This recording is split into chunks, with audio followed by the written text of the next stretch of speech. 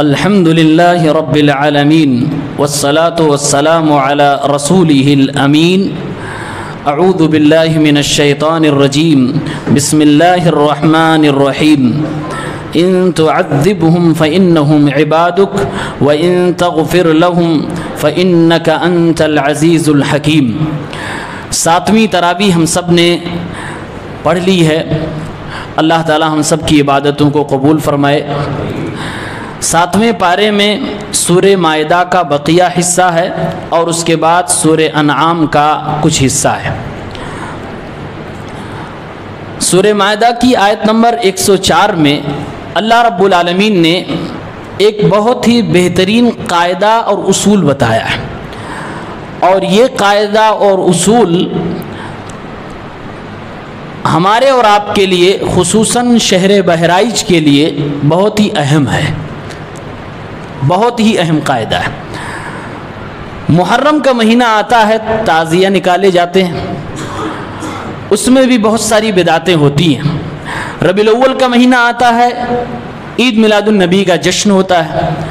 رجب کا مہینہ آتا ہے، اس میں کونڈے حساب کتاب ہو جاتے ہیں۔ شعبان کا مہینہ آتا ہے، شب برات منائی جاتی ہے اور قبرستان کو پوری طرح سے سجا دیا جاتا ہے۔ مختلف مہینوں میں مختلف بدعتیں ہوتی ہیں۔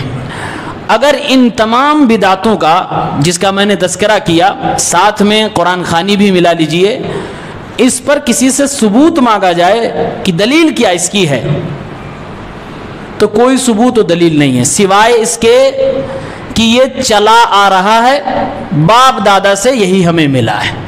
کیسے ابا کا دین چھوڑ دوں، کیسے محلے والوں کے خلاف چلا جاؤں؟ تو اللہ تعالیٰ نے ایسے لوگوں کے دماغ کو جھنجھوڑا ہے، اور اللہ تعالیٰ نے فرمایا کہ یہ آج کی نئی دلیل نہیں ہے کہ یہ ہمارے باپ دادا کی سوچ ہے، ہمارے ابا ایسے کرتے تھے اس لیے ہم کرتے ہیں۔ یہ پرانی دلیل ہے، اور مشرکین مکہ کو جب اللہ کے نبی صلی اللہ علیہ وسلم نے دعوت توحید دی تو ان لوگوں نے بھی یہی سیم جواب دیا تھا۔ اللہ نے ذکر فرمایا وَإِذَا قِيلَ لَهُمْ تَعَالَوْا إِلَى مَا أَنزَلَ اللَّهُ وَإِلَى الرَّسُولِ، جب ان سے کہا جاتا ہے آؤ اس کی طرف جو اللہ رب العالمین نے اپنے پیغمبر پہ نازل فرمایا، جو اللہ رب العالمین نے نازل فرمایا، اللہ اس کے رسول کی طرف آؤ، جب ان کو اللہ اس کے رسول کی طرف دعوت دی جاتی ہے قالوا حسبنا ما وجدنا علیہ آباءنا، تو ان کا جواب ہوتا ہے ہمیں محمد رسول اللہ کی طرف آنے کی ضرورت نہیں، ہمیں تمہارے دعوت سے کوئی مطلب نہیں، ہمارے لیے وہی کافی ہے جس پہ ہم نے اپنے آبا و اجداد کو پایا ہے۔ یہ جواب کس کا ہے؟ مشرکین مکہ کا۔ ایک مسلمان یہ جواب بالکل نہ دے کہ یہ دین ہے اس لیے کہ ہمارے ابا کرتے تھے، اور اس کو ہم اس لیے مانتے ہیں کیونکہ ہمارے ابا کرتے تھے۔ یہ ہمارا اور آپ کا جواب نہیں ہے، یہ مشرکین کا جواب ہے۔ اب اللہ رب العالمین ایسے جواب دینے والوں کے بارے میں فرما رہا ہے اولو کان آباؤہم لا یعلمون شیئا ولا یہتدون، جن لوگوں نے دلیل میں اپنے آبا و اجداد کو پیش فرمایا، اپنے باپ دادا کے طور طریقے کو پیش فرمایا، ایسے لوگوں سے سوال ہے اگر ان کے ابا نہیں جانتے تھے تو کیا وہ جاہل رہ گئے؟ تو یہ بھی جاہل رہ گئے۔ اگر وہ ہدایت کو نہیں پہنچ سکے تو کیا یہ بھی ہدایت پر نہیں جانا چاہتے؟ اللہ کا یہ سوال ہے۔ کوئی ضروری نہیں کہ آپ کے والد صاحب جو جانتے وہ کرتے تھے وہی حق تھا، یہ تو ضروری نہیں۔ اللہ نے فرمایا علم ان کو نہیں ملا، ان کو ہدایت نہیں ملی، تو کیا تم بھی بغیر علم بغیر ہدایت کی زندگی گزارنا چاہتے ہو؟ اس لیے جب بھی جہاں بھی علم اور ہدایت میسر ہو لے لینا چاہیے۔ ہم اور آپ دلیل کے پیروکار ہیں سلف صالحین کے فہم کے مطابق، ہم اور آپ لوگوں کے پیروکار نہیں ہیں، نہ باپ کے پیروکار ہیں نہ کسی عالم و علامہ کے پیروکار ہیں۔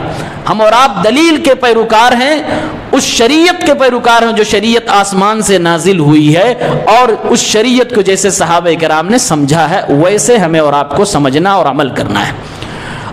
اب ایک بیٹے کو یہ بات سمجھ میں آ گئی، مسجد ابو بکر میں آیا، عمر میں آیا، مسجد محمدی میں آیا، سوشل میڈیا پہ کہیں کسی سلفی عالم کی تقریر سن لی کہ قرآن خوانی بدعت ہے، شب رات میں جا کر قبرستان کو سجانا اور پورا وہاں پر ڈرامہ کرنا، یہ سب ثابت ہی نہیں ہے۔ محرم کے تعزیہ نکالنا ثابت نہیں، جشن عید میلاد النبی، میرے نبی صلی اللہ علیہ وسلم کا برتھ ڈے منانا ثابت نہیں، یہ سب اسلام میں ایجاد کیا گیا ہے، یہ سب بدعت ہے۔ کسی نے سن لیا، اب بیٹا کہہ رہا کہ آج کے بعد سے میں یہ کام نہیں کروں گا، اپنے باپ کو بھی تبلیغ کر رہا، اپنے ماں کو بھی سمجھا رہا، محلے والوں کو سمجھا رہا، محلے والے نہیں مان رہے ہیں، بیٹا بہت پریشان ہو رہا ہے۔ تو ایسے بیٹوں کے لیے اللہ رب العالمین نے اس سے اگلی والی آیت میں رہنمائی دی ہے۔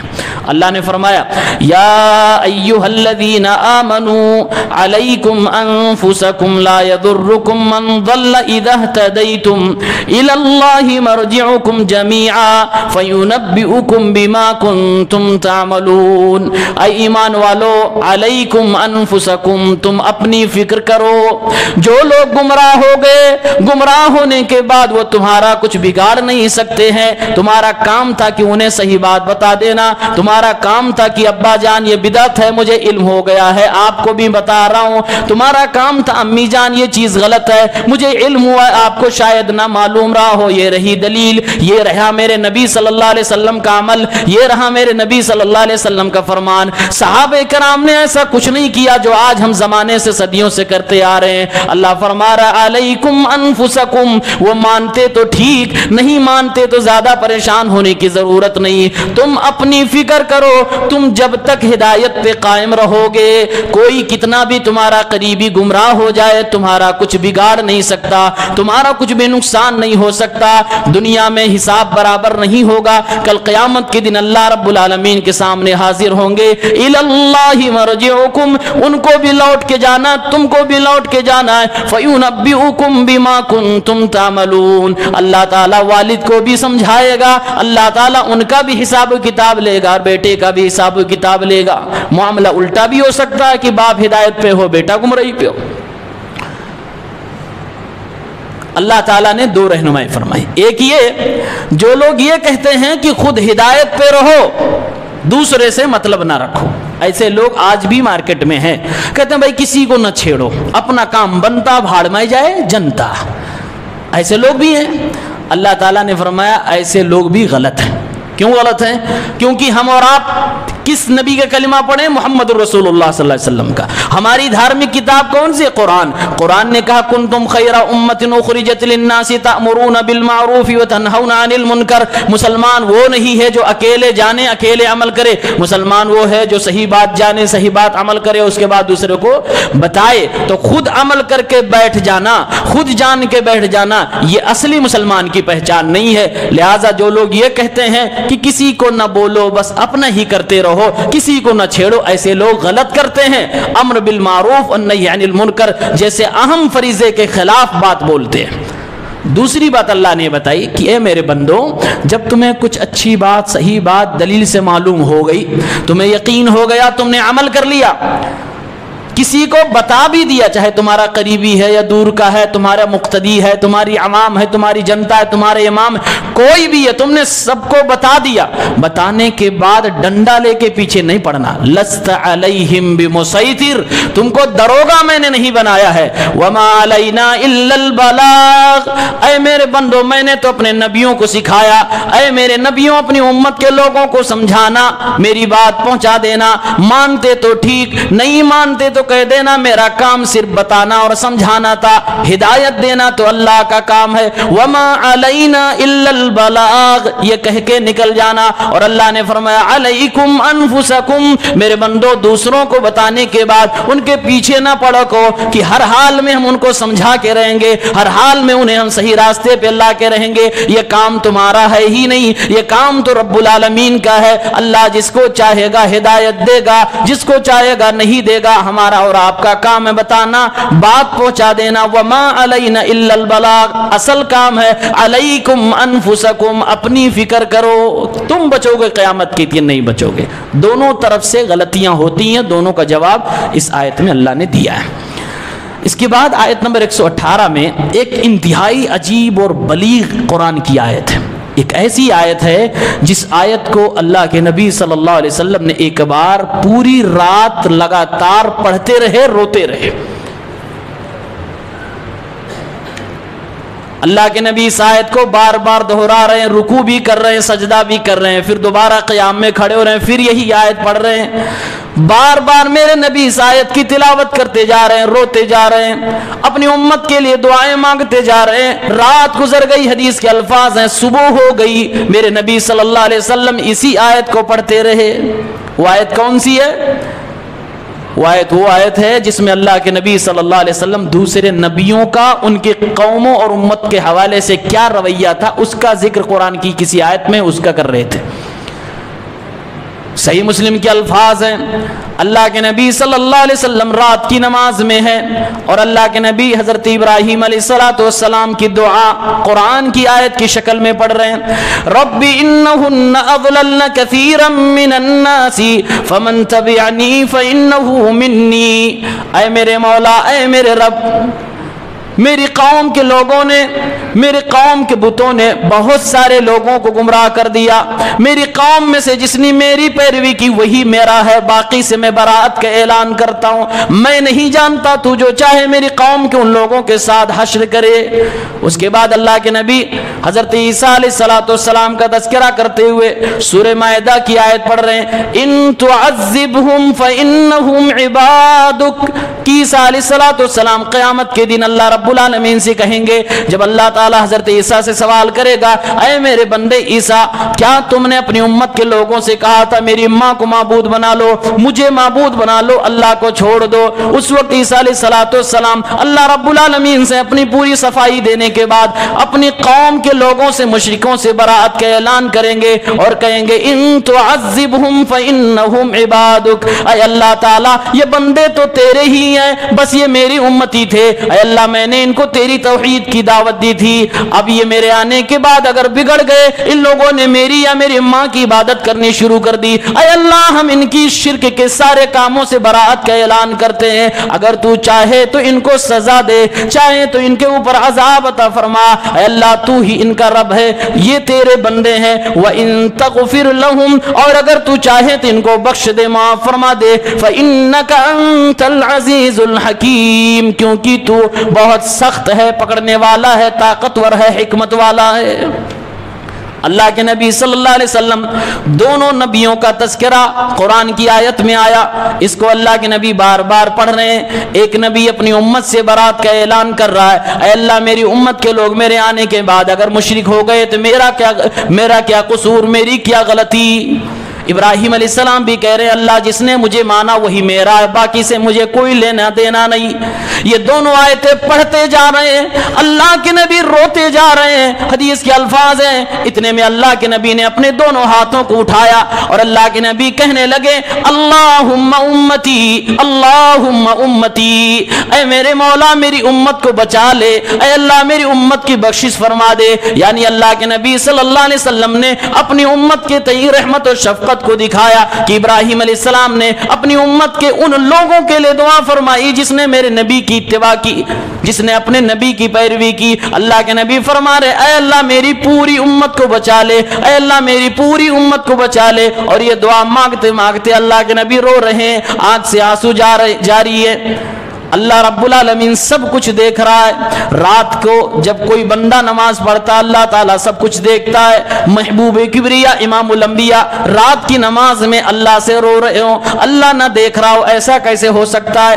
اللہ تعالیٰ نے فوراً فرمایا، اذهب یا جبرائیل، اے جبرائیل زمین پہ جاؤ، مدینے کی گلیوں میں جاؤ، میرے رسول کے حجرے میں جاؤ، میرے نبی صلی اللہ علیہ وسلم کے پاس جاؤ، فاسألہ ماذا یبکی، جاؤ میرے نبی سے پوچھو کس چیز نے اسے رلایا ہے۔ اے جبرائیل تیرے رب کو سب کچھ معلوم ہے۔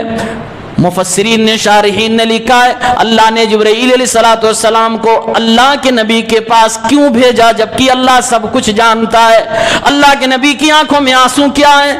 کیوں اللہ کے نبی پریشان ہے؟ اللہ کے نبی صلی اللہ علیہ وسلم کی حالت کے تعلق سے اللہ سب کچھ جانتا ہے، پھر بھی جبرائیل کو بھیجا تاکہ میرے نبی صلی اللہ علیہ وسلم کا مرتبہ بڑھایا جائے کہ او نبی تم معمولی نہیں ہو، تمہارے لیے ہم نے جبرائیل کو آسمانوں سے زمین پہ بھیج دیا۔ یہ ہمارے نبی کی کے شرف اور آپ کی عظمت کے تئیں اللہ تعالیٰ نے آسمان سے جبریل کو بھیجا. جبریل علیہ السلام آئے اور اللہ کے نبی صلی اللہ علیہ وسلم سے بات کرتے ہیں. اللہ کو پہلے معلوم ہے کہ محمد کیا جواب دیں گے.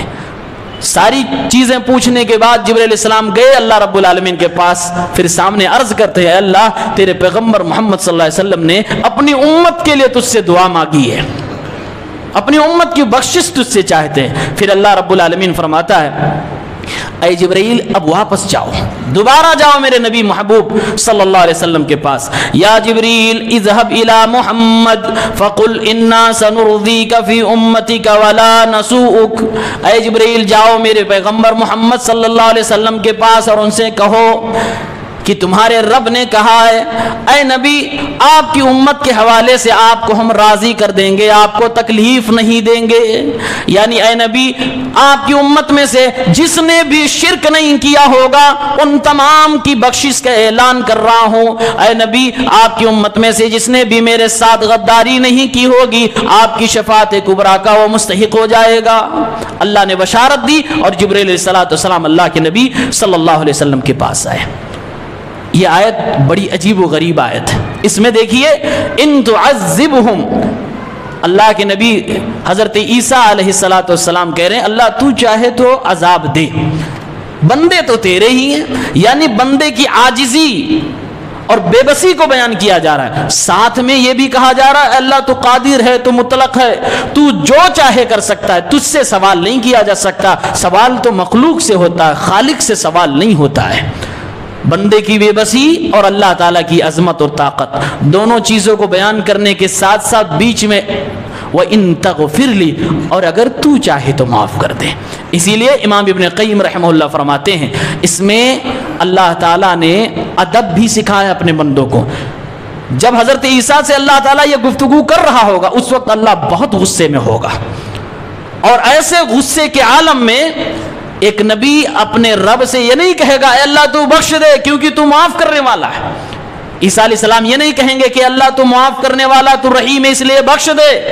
کہیں گے اللہ تجھ سے ہم بھیک مانگتے ہیں, تیرے اوپر چھوڑتے, میں بچ جاؤں, میں برات کا اعلان کرتا ہوں, مشرکوں سے میرا کوئی واسطہ نہیں ہے. اسی لیے قرآن میں کہا گیا عیسیٰ علیہ السلام کہیں گے فَإِنَّكَ أَنْتَ الْعَزِيزُ الْحَكِيمُ. عزیز کے معنی ہوتے طاقتور, حکیم کے معنی ہوتے حاکم, بادشاہ, حکمت والا. یعنی اے اللہ تو جو چاہے کر سکتا ہے, تجھ کو کوئی روکنے والا نہیں. ایسے موقع پہ چاہتے تو عیسیٰ علیہ السلام کہتے اے اللہ تو معاف کر دے کیونکہ تو معاف کرنے والا ہے, کیونکہ تو رحم کرنے والا ہے. لیکن ایسا کچھ نہیں کہا, کیونکہ جب سامنے والا غصہ ہو تو اس غصے کے وقت میں اس کی نرمی والی صفت کو ذکر کر کے اس سے کچھ مانگا نہیں جاتا ہے, وہ اور مزید غصہ ہو جاتا ہے. یہ انتہائی عجیب و غریب اور بلیغ آیت ہے. اس آیت کو ہمارے نبی صلی اللہ علیہ وسلم رات میں بار بار پڑھتے تھے. اس کے بعد سورہ انعام شروع ہوتی ہے.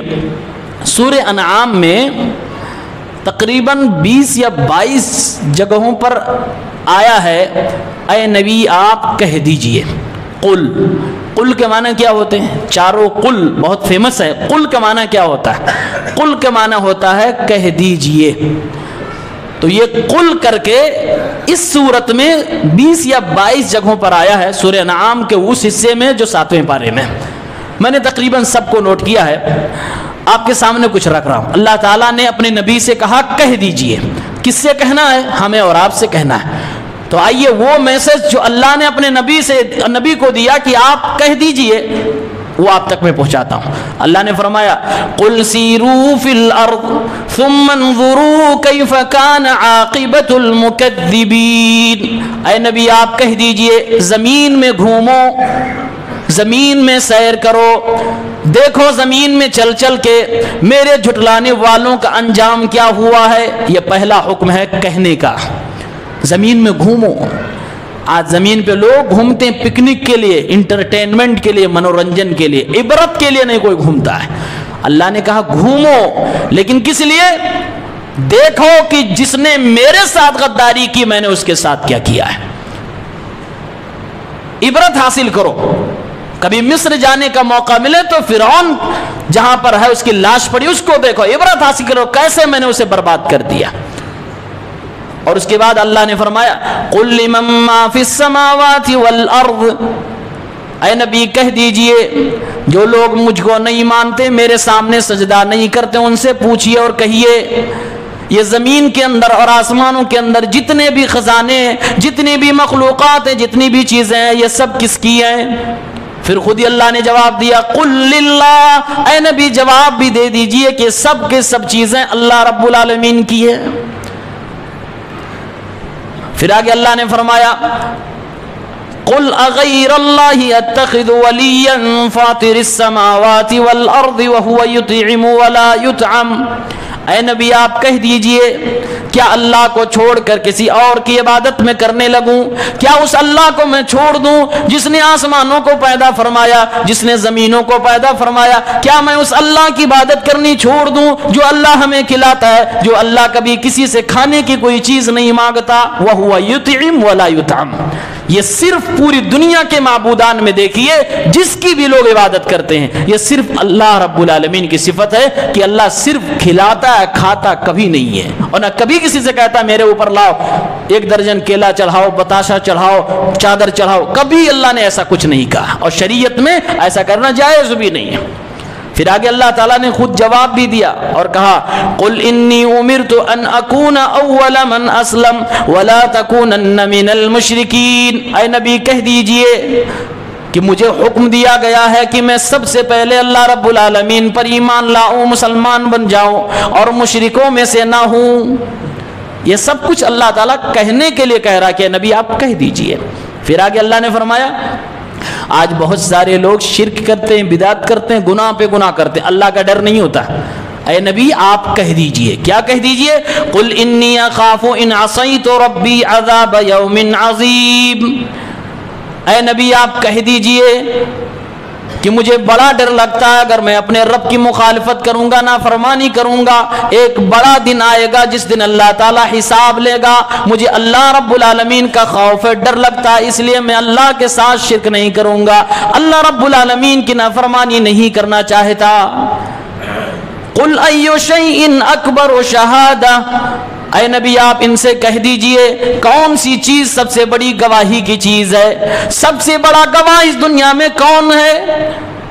فرمایا اللہ رب العالمین نے قل اللہ شہید بینی و بینکم، ان سے کہہ دیجئے کہ سب سے بڑا گواہ خود اللہ رب العالمین ہے، اللہ تعالی خود گواہ ہے ساری مخلوقات کے لیے۔ اے میرے بندو مجھے پہچانو، میں ہی تمہارا رب ہوں اور میں خود اپنے توحید کی گواہی دیتا ہوں۔ سب سے بڑا گواہ کون ہے؟ اللہ رب العالمین۔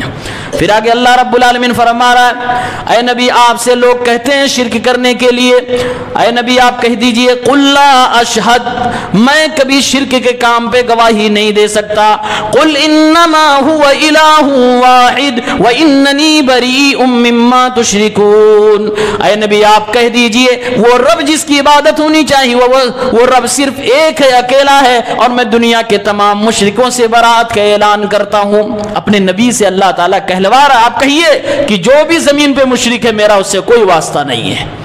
پھر آگے اللہ نے فرمایا ان سے کہیے کہ اپنا حال تو بتائیں، قل ارأیتکم ان اتاکم عذاب اللہ او اتتکم الساعہ غیر اللہ تدعون ان کنتم صادقین، ان مشرکوں سے آپ کہیے کیا حال ہے تمہارا، کیا خیال ہے جب تم مصیبت میں پھنستے ہو، اچانک اللہ کا تمہارے اوپر عذاب آ جاتا ہے یا اچانک قیامت آ جائے تو کیا تم اللہ کو چھوڑ کر کسی اور کو پکارو گے؟ اگر سچے ہو اللہ کو چھوڑ کر کسی اور کو نہیں پکارو گے۔ آگے اللہ نے خود بتایا بل ایاہ تدعون، بلکہ جب تمہارے اوپر مصیبت آتی ہے تو تم صرف اللہ رب العالمین ہی کو پکارتے ہو، کسی اور کو نہیں پکارتے۔ اللہ نے فرمایا مشرکوں کو، مشرک بڑی بدترین قوم ہے، جو بھی شرک میں ملوث ہے انتہائی زیادہ رذیل قوم ہے، قرآن کے حساب سے وہ انسان جانور سے بدتر ہے جو مشرک ہے۔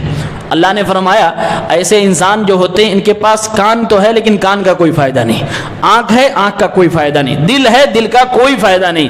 اللہ نے فرمایا ان سے کہیے قل ارأیتم ان اخذ اللہ سمعکم وابصارکم وختم علی قلوبکم، ان سے کہہ دیجئے اگر اللہ تعالیٰ تمہارے کان کو چھین لے، اللہ تعالیٰ تمہاری آنکھوں کو چھین لے، اللہ تعالیٰ تمہارے دلوں کے اوپر مہر لگا دے، من الہ غیر اللہ یاتیکم بہ، کون ایسا معبود ہے جو تمہارے کان اور آنکھ اور دل کو واپس لا کر تمہیں دے سکتا ہے؟ یہ سب اللہ رب العالمین کہنے کے لیے کہہ رہا ہے۔ اس کے بعد ایک بہت عجیب و غریب آیت ہے، اس آیت کو سمجھ لیں تو بریلویت سے توبہ کرنے میں 1 منٹ لگے گا یا آدھا منٹ لگے گا۔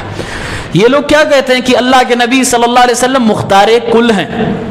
مختار کل کا مطلب کیا ہوتا ہے؟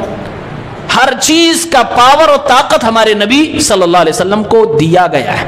ہمارے نبی کے بارے میں اگر یہ لوگ مانتے تو چلو، نبی کو کہہ رہے، انہوں نے تو غیر نبی کو کہا کہ ساری دنیا کا کنٹرول ان کے ہاتھ میں ہے، ملک الموت کو روک لیتے ہیں، قبر کے اندر آنے والے فرشتے، حساب کتاب لینے والے منکر نکیر کو روک لیتے ہیں اپنے مرید کو بچانے کے لیے۔ یہ ان کی کہانی ہے۔ اللہ تعالیٰ اپنے نبی کے بارے میں فرما رہا ہے، قُلْ لَا أَقُولُ لَكُمْ عِنْدِي خَزَائِنُ اللَّهِ، اے نبی آپ کہہ دیجئے میں یہ نہیں کہتا کہ میرے پاس اللہ کے خزانے ہیں، یعنی میرے پاس ساری دنیا کا اختیار نہیں، میرے پاس وہ طاقت و پاور نہیں جو اللہ رب العالمین کے پاس ہے۔ وَلَا أَعْلَمُ الْغَيْبِ، اے نبی آپ کہہ دیجئے مجھے غیب کا علم نہیں۔ اب جو لوگ دنیا میں یہ کہتے ہیں کہ میرے رسول کو علم غیب تھا، عالم الغیب کا عقیدہ رکھتے ہیں، خود اللہ تعالیٰ اپنے نبی سے کہلوا رہا ہے، اے نبی آپ کہہ دیجئے وَلَا أَعْلَمُ الْغَيْبِ، میں غیب کا علم نہیں جانتا۔ وَلَا أَقُولُ لَكُمْ إِنِّي مَلَكٌ، اے نبی آپ کہہ دیجئے کہ میں یہ نہیں کہتا کہ میں کوئی فرشتہ ہوں۔ اب جو لوگ میرے نبی کو نورانی مخلوق مانتے اور یہ کہتے کہ ہمارے نبی صلی اللہ علیہ وسلم نور سے پیدا کیے گئے، ان کو اللہ رب العالمین اپنے نبی کے ذریعے سے کہہ رہا ہے، اے لوگوں میرا نبی کہہ رہا ہے تم سے کہ میں کوئی فرشتہ نہیں ہوں، یعنی میں کوئی نوری مخلوق نہیں ہوں، کیونکہ تمام فرشتے نور سے پیدا کیے گئے۔ اللہ کے نبی صلی اللہ علیہ وسلم فرما رہے میں کوئی نوری مخلوق نہیں۔ اب اللہ کے نبی صلی اللہ علیہ وسلم سے اللہ تعالیٰ آگے کیا کہہ رہا ہے، ان اتبع الا ما یوحى الی، اے نبی آپ کہہ دیجئے میں خود پیغمبر ہونے کے بعد اسی چیز کی اتباع و پیروی کر رہا ہوں جو میری طرف آسمان سے نازل کیا جاتا ہے۔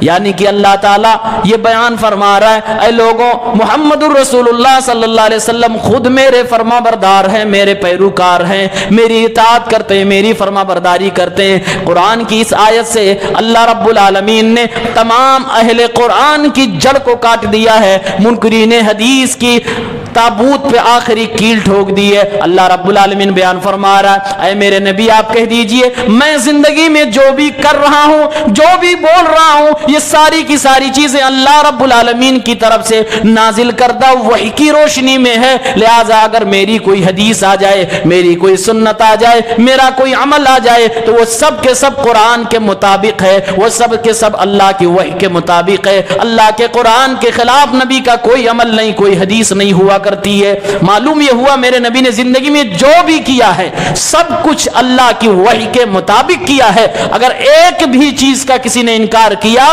تو گویا وہ وحی الہی کا انکار کر رہا، وہ قرآن کا منکر ہے۔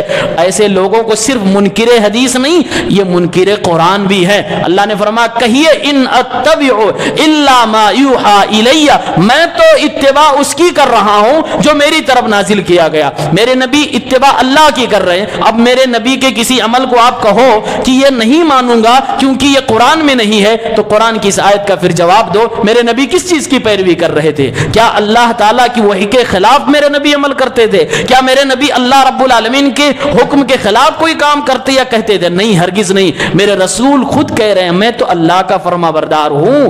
اللہ کے نبی نے اس لیے جو بھی کہا ہے وہ سب اللہ کی فرما برداری میں ہے۔ اللہ رب العالمین کی مرضی کے خلاف، قرآن کے خلاف کوئی حدیث ہو ہی نہیں سکتی۔ آپ کو سمجھ آئے یا نہ سمجھ آئے، مجھے سمجھ آئے یا نہ سمجھ آئے، لیکن یہ عقیدہ و ایمان ہونا چاہیے کہ میرے نبی کی کوئی حدیث قرآن کے خلاف نہیں ہو سکتی ہے، اور اگر ظاہراً لگتی بھی ہے تو اس کا علماء کرام نے جواب دیا ہے، اس کی تطبیق بیان کر دی ہے۔ آگے اللہ رب العالمین نے فرمایا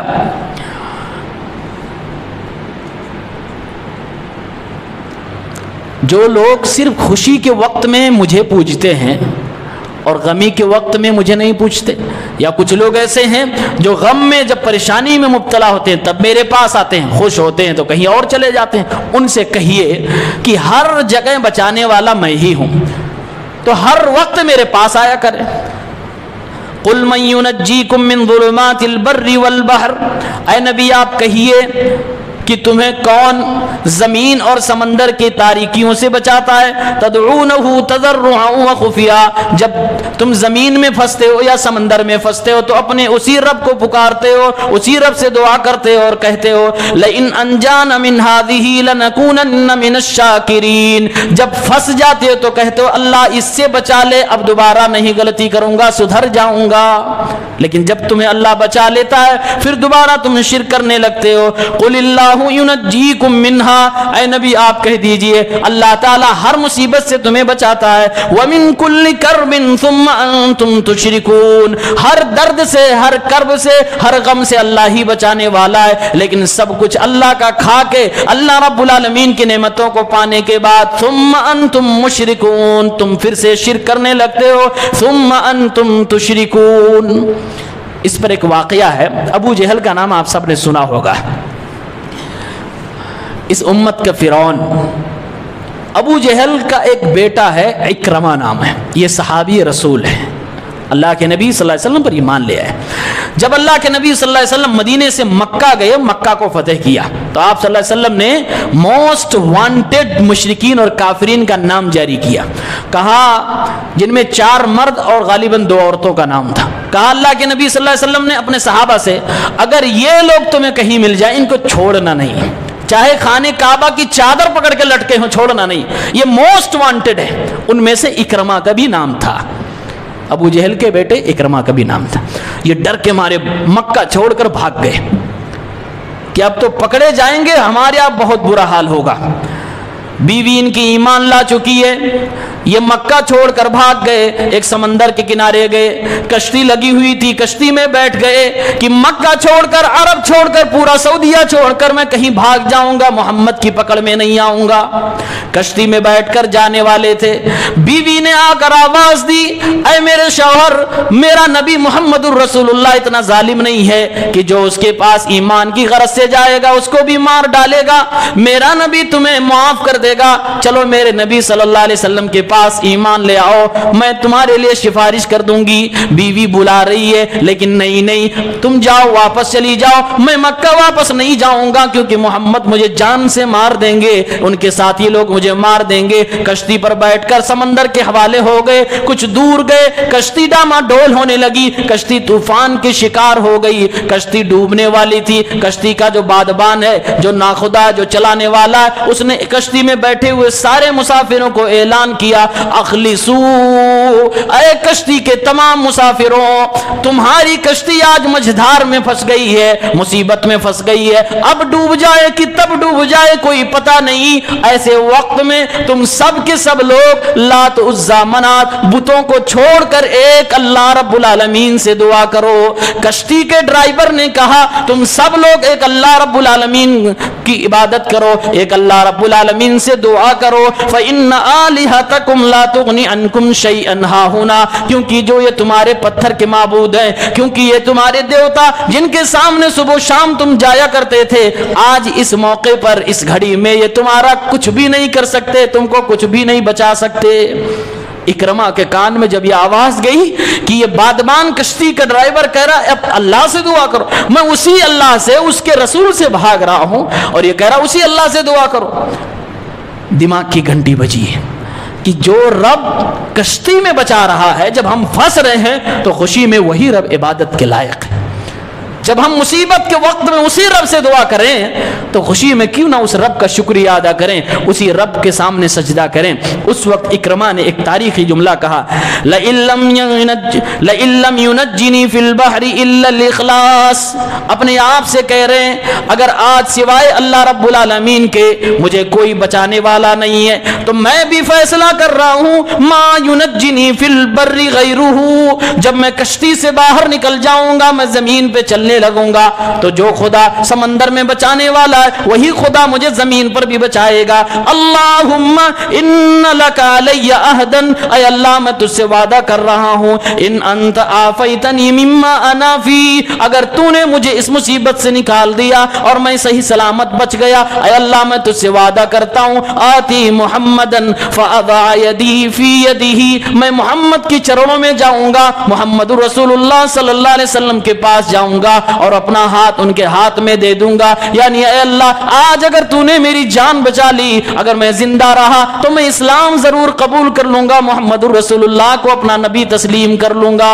अल्लाह ताला ने कश्ती को बचा लिया, हजरत इकरमा बच गए, वापस भागे भागे मोहम्मद रसूलुल्लाह सल्लल्लाहु अलैहि वसल्लम के पास आए, इस्लाम का कलिमा पढ़ा, मुसलमान हो गए। ये तौहीद की बरकत है और ये सारी चीज़ें कुरान और हदीस के हवाले से इसलिए बताई जाती हैं कि आज के मुशरिकों को भी समझ आ जाए। खुशी के मौके पर बड़े बड़े बकरे और मुर्गे चढ़ाए जाते हैं और मुसीबत में फितरत से आवाज़ आती है, नहीं नहीं बचाएगा वही अल्लाह, अल्लाह के अलावा कोई नहीं बचा सकता है। तो पहले क्यों ना उसी रब के सामने सजदा किया जाए और उसी रब से मांगा जाए।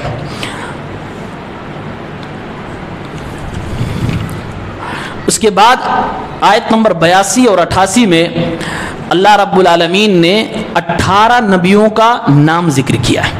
कौन कौन नबी हैं? इब्राहीम, इसहाक, याकूब, नूह, दाऊद, सुलेमान, अय्यूब, यूसुफ, मूसा, हारून, जकरिया, यहया, ईसा, इलियास, इस्माइल, यसा, यूनुस, लूत।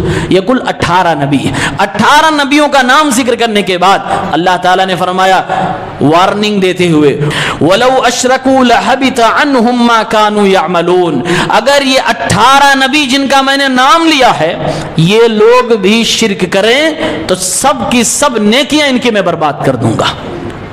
18 नबियों को अल्लाह ताला वार्निंग दे रहा है कि अगर आप लोगों ने भी शिर्क किया तो आपकी एक न सुनी जाएगी, आपकी सारी जिंदगी की नेकियां बर्बाद कर दी जाएंगी। नबी से शिर्क होना नामुमकिन है, इम्पॉसिबल है, महाल है, नबी शिर्क नहीं कर सकता। फिर भी अल्लाह ताला ने ये लबो लहजा कुरान के अंदर इख्तियार फरमाया, ये बताने के लिए कि ऐ नबी अपनी उम्मत के लोगों को समझा दीजिए कि ये मुशरिक ना बने, वरना चाहे जितने विलायत के दर्जे पे फायज हो जाएं, लोग इनको अपने सर का ताज बना ले, इनकी नेकियों को बर्बाद करने में मुझे कोई परवाह ना होगी। हम वलियों की तहस नहस कर देंगे, किसी को नहीं छोड़ेंगे अगर वो मुशरिक रहे तो। ये तो 18 नबी हैं, इसमें हमारे नबी का नाम नहीं है। हमारे नबी इमामुल अंबिया हैं, इमामुर रसूल है, सारे नबियों के नबी हैं, सारे नबियों के इमाम हैं। अल्लाह ताला ने कुरान की दूसरी आयत में बाकायदा मेरे नबी सल्लल्लाहु अलैहि वसल्लम को मुखातब फरमाया, लइन अशरकत लयहबतन्ना अमलुक, ऐ मेरे महबूब मोहम्मद रसूलुल्लाह सल्लल्लाहु अलैहि वसल्लम, अगर आपने भी शिर्क किया तो आपकी जिंदगी की सारी नेकियों को बर्बाद कर दूंगा और आप भी खसारा उठाने वालों में से हो जाओगे। मुसलमानों जरा सोचो, अगर नबियों को अल्लाह ताला फरमा रहा है आप मुझ भी शिर्क करोगे तो आपकी नेकियों को बर्बाद कर दूंगा, आज हम और आपकी जिंदगी में शिर्क है कि नहीं है? गौर करो, शिर्क कभी छुपे हुए कभी एलानिया तौर पे है, हमारी इबादतों में शिर्क की मिलावट है, या फिर इबादतों से बाहर मस्जिदों से बाहर भी शिर्क है। नजर नियाज हमारा गैरुल्लाह के लिए हो रहा है, तवाफ हम गैरुल्लाह का कर रहे हैं, चढ़ावे गैरुल्लाह पर चढ़ा रहे हैं, मुसीबत के वक्त में गैरुल्लाह को पुकार रहे हैं, ये सब शिर्क की किस्म है। शिर्क से बाज आओ, शिर्क से तौबा करो, वरना जिंदगी भर की सारी नेकियां बर्बाद कर दी जाएंगी। और नेकियां क्यों अल्लाह बर्बाद करेगा? आपने शिर्क किया, शिर्क का आपकी नेकियों से क्या लेना देना? इसलिए बर्बाद करेगा ताकि आप जन्नत में जाने लायक न बचो, जहन्नम के मुस्तहिक हो जाओ। और सारी नेकियां बर्बाद शिर्क अकबर से हो जाती हैं और इंसान इसीलिए जहन्नम के अंदर जाता, कभी निकलने का चांस ही नहीं है। अल्लाह ताला ने इन 18 नबियों का जिक्र करने के बाद फरमाया, उलाइकल्लज़ीना हदल्लाह, यही वो अल्लाह के बंदे हैं जिनको अल्लाह ने हिदायत दी थी। फबिहुदाहु मुक़तदी, तो ए नबी सल्लल्लाहु अलैहि वसल्लम आप भी इनकी तरह हिदायत पर कायम हो जाइए और इनकी इक्तिदा कीजिए। मतलब जैसे सारे नबियों ने तौहीद की दावत दी, तौहीद पे कायम रहे, आप भी तौहीद पर कायम रहिए और तौहीद की दावत दीजिए। ये अल्लाह ताला का पैगाम है। उसके बाद आखिरी आयत इस पारे की, आयत नंबर 108, अल्लाह ताला ने कहा, کہ دنیا میں جتنے بھی چیزوں کی پوجا اور عبادت ہوتی ہے میرے علاوہ، اے میرے ماننے والوں تم ان کو گالی نہ دینا. یہ چیز مسلمانوں کو سمجھنی ہے. گالی نہ دینا، برا بھلا نہ کہنا، ان کا مذاق نہ اڑانا. کیوں؟ گناہ ہے، جائز نہیں ہے؟ جائز ہے، درست ہے. غیر اللہ جس کی بھی پوجا کی جاتی ہے، چاہے وہ لکڑی ہو، پتھر ہو، زمین ہو، آسمان ہو، کوئی بھی ہو، آپ اس کا عیب، اس کی کمی اور کمزوری بیان کر سکتے ہیں. لیکن اللہ نے فرمایا کہ ایسے نہ بیان کرنا کہ جو گالی لگے، ایسے نہ کرنا کہ جو استہزاء اور مذاق لگے. کیوں؟ اس لیے کہ تم تو پڑھے لکھے ہو، سامنے والا نرا جاہل ہے. سامنے والا تمہارا بھی دشمن ہے، تمہارے رب کا بھی دشمن ہے. تم ادب سے پیش کر آؤ گے، وہ تمہارے رب کو بھی گالی دے گا، تم کو بھی گالی دے گا. تو اپنے رب کو گالی دینے کی وجہ تم کبھی نہ بننا.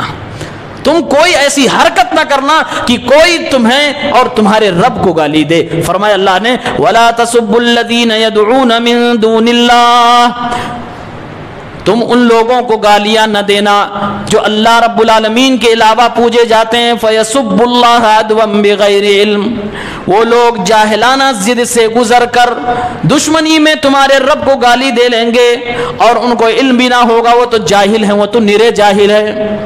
اللہ نے فرمایا گالیاں نہ دینا. اس کو ایک مثال سے سمجھے. اللہ کے نبی صلی اللہ علیہ وسلم نے ایک بار کہا اپنے ماں باپ کو گالی نہ دو. صحابہ نے فرمایا وَهَلْ يَشْتِمُ الرَّجُلُ أَبَاهُ، کوئی بے وقوف اپنے باپ اور ماں کو بھی گالی دیتا ہے کیا؟ تو آپ صلی اللہ علیہ وسلم نے فرمایا ہاں. کہا تم سامنے والے کسی انسان کے ماں باپ کو گالی دو، وہ پلٹ کے تمہارے ماں باپ کو گالی دے، تو تمہارے ماں باپ کو جو گالی پڑی کیوں پڑی؟ تم نے پہلے گالی دی تھی. گویا کہ اپنے ماں باپ کی گالی کی وجہ بھی تم نہ بنو. اتنا احترام ماں باپ کا کرو. ایسے ہی جبکہ گالی دینا پوری طور سے حرام ہے، جائز ہی نہیں ہے. کسی کے ماں باپ کو ہو یا اپنے ماں باپ کو گالی دینا جائز ہی نہیں. لیکن یہاں غیر اللہ جو معبودان باطلہ ہیں ان کی کمی بیان کرنا جائز ہے، درست ہے. پھر بھی اللہ فرما رہا ہے اگر تمہارے کسی درست اور جائز کام سے بڑا نقصان ہو، تمہارے رب کے شان میں گستاخی ہو، تو وہ جائز و درست کام بھی تم نہ کرنا. ایک چیز یہاں سمجھنے کی ہے اور یہ نقطہ غور سے سمجھنا چاہیے. جب آپ کو کہا جا رہا ہے، ہمیں کہا جا رہا ہے غیر اللہ کو گالی نہ دو، برا بھلا نہ کہو، مذاق نہ بناؤ، استہزاء نہ کرو، کہیں ایسا نہ ہو سامنے والا جہالت میں تمہارے رب کو گالی دے. یعنی اپنے رب کو گالی دینے کی وجہ بھی تم نہ بنو. مسلمانوں، جو اسلام کہتا اپنے رب کی گالی دینے کی وجہ بھی نہ بنو. تم کوئی ایسی حرکت بھی نہ کرو کہ سامنے والا تمہارے رب کو گالی دے. وہ اسلام ان لوگوں کے بارے میں کیا کہے گا جو ڈائریکٹ اپنے رب کو گالی دیتے ہو. مسلمانوں، اللہ رب العالمین کو سب سے بڑی گالی یہ ہے کہ اللہ کے ساتھ شرک کیا جائے. اگر ایک مسلمان کو کہا جا رہا ہے اے مسلمانوں تم کوئی ایسی حرکت نہ کرنا، کوئی جائز و درست کام بھی نہ کرنا جس کے پاداش میں، جس کے بدلے میں تمہارے رب کو گالی دی جائے، اس مسلمان سے اگر یہ امید کی جائے کہ وہ مسلمان اللہ رب العالمین کو گالی دے گا، کتنا بدنصیب مسلمان ہوگا، کتنا محروم مسلمان ہوگا. صحیح بخاری کی روایت ہے، اللہ رب العالمین نے بیان فرمایا شتمنی ابن آدم وما ينبغي له ان يشتمني. ابن آدم کی اولاد، میرا مخلوق، میرا بندہ مجھے گالیاں دیتا ہے جبکہ اسے مناسب نہیں، اس کو جچتا ہی نہیں ہے کہ اپنے پیدا کرنے والے کو گالی دے، اپنے رب کو گالیوں سے نوازے. اللہ رب العالمین فرما رہا ہے یہ آدم کا بچہ مجھے گالی دیتا ہے، اس کو گالی دینا زیب نہیں دیتا. اللہ کے نبی فرماتے ہیں کہ اللہ رب العالمین کو گالی دینے کا مطلب یہ ہے جو بندہ یہ کہتا ہے کہ اللہ تعالیٰ نے شادی کی ہے، نعوذ باللہ اللہ کی بیوی ہے، نعوذ باللہ اللہ رب العالمین کا بیٹا ہے، یہ انتہائی زیادہ خطرناک شرکیہ جملہ ہے. اتنا خطرناک جملہ ہے کہ قرآن کریم میں اللہ تعالیٰ نے فرمایا جب ایک بندہ یہ کہتا ہے کہ اللہ رب العالمین کی کوئی اولاد ہے، یہ شرکیہ جملہ کہتا ہے، اتنا خطرناک جملہ ہے کہ اس جملے کی وجہ سے ساتوں آسمان پھٹ جائے، زمین پھٹ جائے، زلزلہ آ جائے، کوئی بعید نہیں ہے. اتنا خطرناک جملہ ہے. یعنی اللہ فرما رہا ہے جب بھی میرے بندے میرے ساتھ شرک کرتے ہیں تو مجھے گالیاں دیتے ہیں. اس لیے مسلمانوں، جس رب نے تمہیں اللہ رب العالمین کو گالی دینے کا سبب اور ذریعہ بننے سے منع فرمایا ہو، تمہیں کبھی اجازت نہیں دے گا کہ تم اپنے رب کے ساتھ شرک کرو اور اپنے اللہ کو گالی دو. اس لیے ہمیں اور آپ کو شرک سے کوسوں دور رہنا چاہیے۔ مشرک لوگ اللہ کو گالی دیتے ہیں، اس لیے ہم اور آپ کو مشرکوں سے محبت نہیں کرنی ہے۔ مشرکوں کو سمجھائیے کہ وہ اللہ رب العالمین کو گالی نہ دیا کریں۔ آپ اور ہم جانے انجانے میں اگر شرک کر جائیں تو یہ اللہ کو گالی جیسے ہوتا ہے۔ اللہ تعالی ہم سب کو شرک سے توبہ کرنے کی توفیق عنایت فرمائے۔ پروردگار ہم سب کے عقائد کو درست فرمائے، ہمیں توحید پرست بنائے، آمین یا رب العالمین۔ وآخر دعوانا ان الحمدللہ رب العالمین۔ السلام علیکم۔